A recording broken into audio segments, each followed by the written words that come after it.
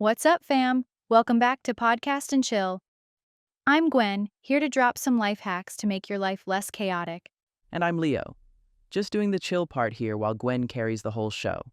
Okay, so did you know the average American spends 12 years of their life glued to their phone screen? Seriously? That's basically a whole side hustle. Right, unpaid and with zero perks, though. And yet, somehow I'm still asking myself at 11 p.m., wait, what did I even do tonight? Do you mean besides doom scrolling and stalking your ex's new dog? He's a cute dog, okay? But for real, I've wasted so many evenings. It's embarrassing. That's why today we're breaking down why this happens and dropping 7 science backed, actually doable strategies to reclaim your evenings. Let's get into it.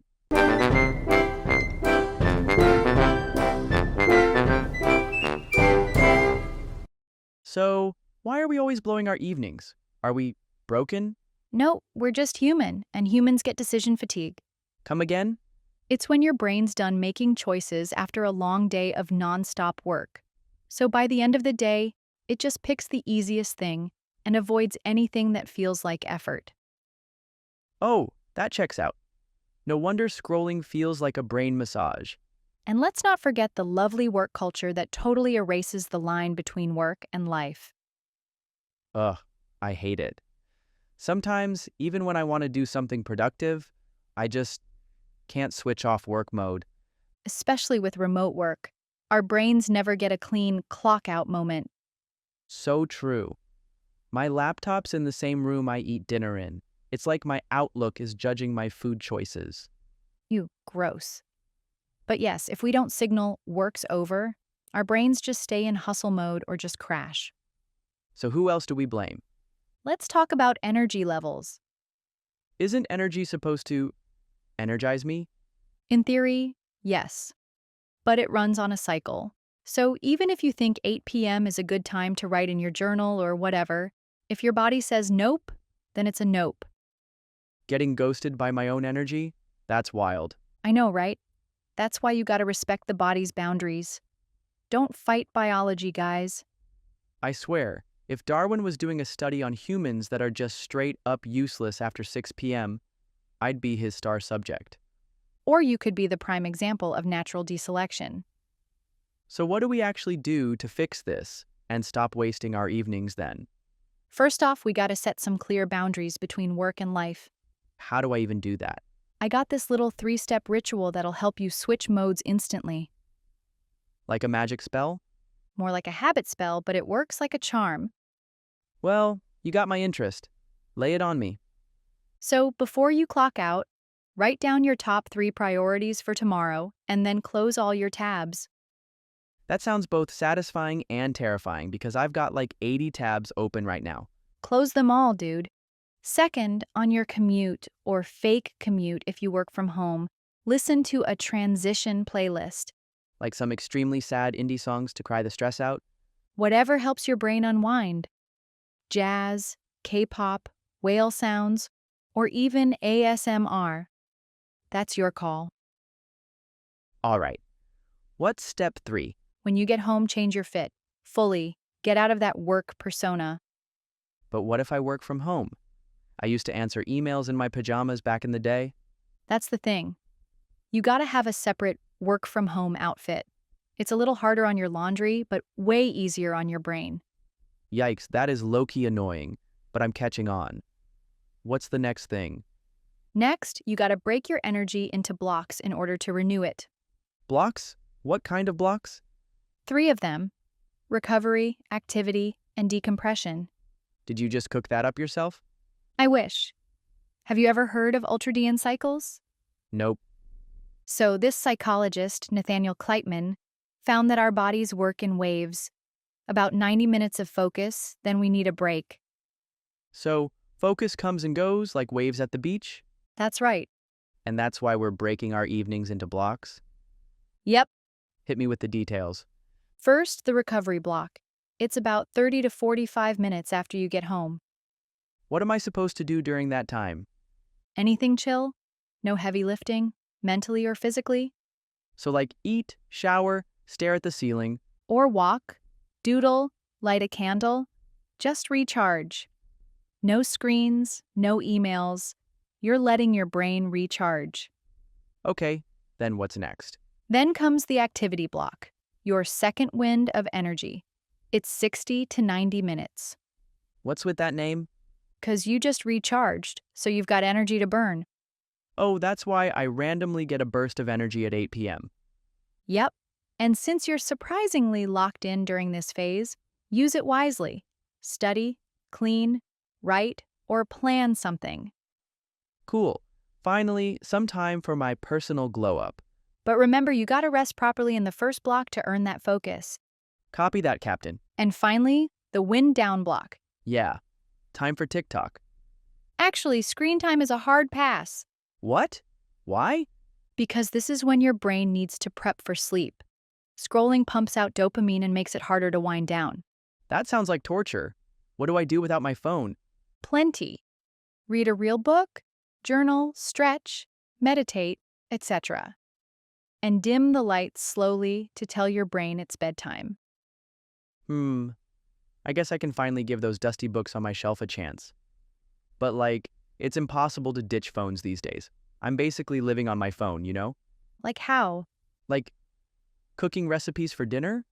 Or research for my essays? Yeah, I know where that's going.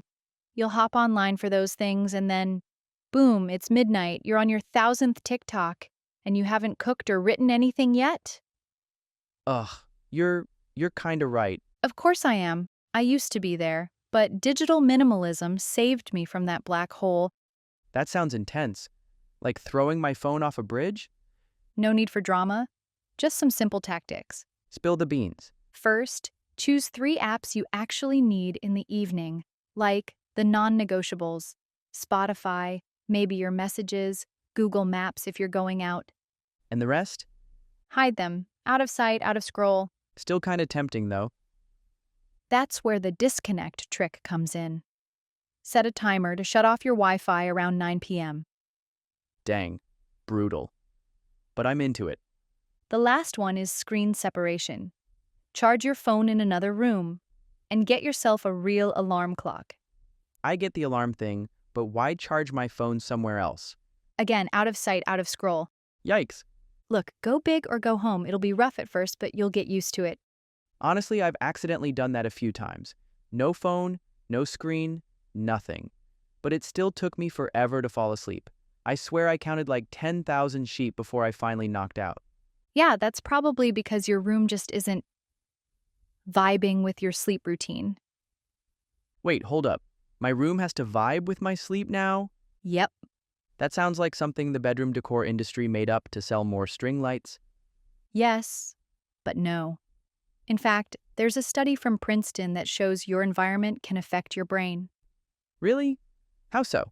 If you're surrounded by work devices or anything that's making noise, your brain can't chill or focus. So what do I do? Move into a church? Nah, just make a calm zone for the evenings. How? What comes to mind when I say calm? Soft, dim lights, cozy textures like velvet, mellow colors like pastel yellow and orange. Nice. Anything else? Maybe the smell of cinnamon, or fresh laundry. Something homey. Perfect. Use all that to set up a little relaxation corner. Once your brain sees and smells those chill signals, it knows it's time to wind down. Like a spa? Yep, but way cheaper. Got it. But Gwen, even though I know I've got that 60 to 90-minute window to be productive, I still barely get anything done in the evenings. Why's that?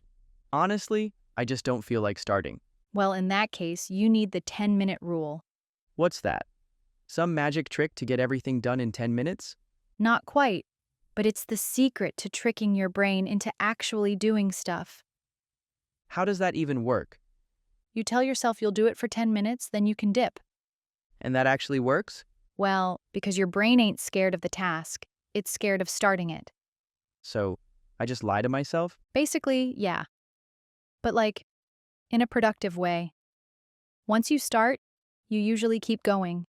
Momentum does its thing. Makes sense. But now I've got another issue. What's the tea? What if the task takes longer than 90 minutes? Should I just skip the wind down part and keep working? That's where the ziggarnic effect comes in. Zig was? It's when our brain keeps unfinished tasks active. So like mental tabs that I forgot to close? That's spot on. It keeps nudging you to go back and finish. So I leave a cliffhanger for myself? Yep. Be your own Netflix show. But what if I forget what I was even doing the next day? The hack is to stop when you know exactly what the next step is, ideally something easy. Noted. Anything else you want to drop on me, Ms. Know-It-All? Maybe we should end with how to actually stick to these new habits. Yeah, good call. I mean, plans always look great on paper, but when I try them, I last, 2 days? 2 days is still a start. Have you heard of the 2-day rule?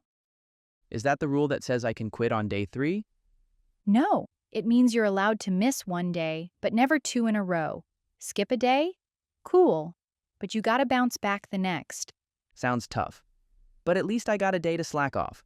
Remember, habits are built over time. We're aiming for progress, not perfection. But I'm also feeling overwhelmed. There's too much to do in the evenings. That's why you've got to prioritize. Pick 1 or 2 things that matter most, not 10. But everything feels important. Then you need a better ranking system. And try backward planning too. Like, if I want to be in bed by 11, I plan what I can actually do before then. That's correct. It gives your night structure, not chaos. Hope I can actually stick to this new system. All right, Gwen, are you ready for some new phrases? First, come again. It's a polite way to ask someone to repeat what they said. For example, come again? I didn't catch that. Second, work like a charm. It means something works perfectly or really well.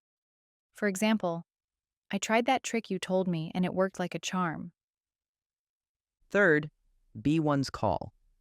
It means it's someone's decision to make. For example, it's your call whether we go out or stay in. Fourth, catch on. It means to understand something. For example, it took me a while, but I finally caught on to the joke. And finally, cook something up. It means to invent or plan something, sometimes in a sneaky way. For example, they're definitely cooking up a surprise party for her. Now let's dive into 2 questions about what we just talked about. First question is, what's one thing you could do to clearly separate your work time from your personal time? I think I could try changing my clothes after work. It might help my brain switch gears. Something so simple can really make a difference. Second question is, what should people do in the activity block? They should study, clean, write, or plan something. Basically, anything that requires focus. What about you, listeners? Let us know in the comment section below. All right, folks, time to wrap things up. You all feeling inspired to reclaim your evenings? I mean, I don't know about everyone else, but I'm definitely feeling it. Also kind of guilty for how many nights I've spent scrolling through memes. Hey, no shame here. Remember, we listen and we don't judge. The point isn't to feel bad, it's to realize evenings have potential. That's real, though. We always treat them like leftover scraps, like whatever's left after the day's over. That's the spirit. And hey, we want to hear from you. That hits different. A third is a whole lot of time. Facts. So why not make it count? You don't need a total life reset. Just try one small tweak. Like the 10-minute rule, or creating that recovery block after work. Or setting up a transition playlist, or hiding all but 3 apps. Pick what works for your life. I love this buffet-style approach. I'll take a little of this, a little of that. Yep. And hey, we want to hear from you. Which strategy are you going to try first? Tell us in the comments. Thanks for hanging with us today. I'm Gwen. And I'm Leo. Catch you in the next episode of Podcast and Chill.